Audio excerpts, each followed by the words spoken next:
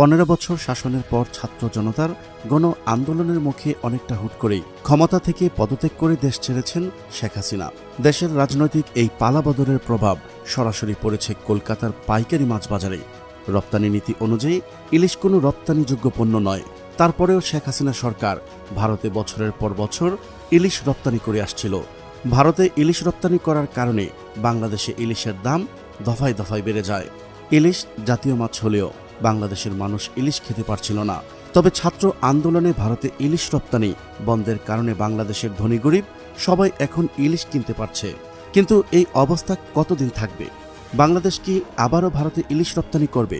তা জানাবো আজকের এই ভিডিওতে। চলুন শুরু করা যাক। ভারতীয় গণমাধ্যম এবিপি আনন্দ এক প্রতিবেদনে জানায়, বাংলাদেশের চলমান পরিস্থিতিতে দুদেশের মাছ ব্যবসায়ীরা কয়েক কোটি টাকার ক্ষতির সম্মুখীন হয়েছে।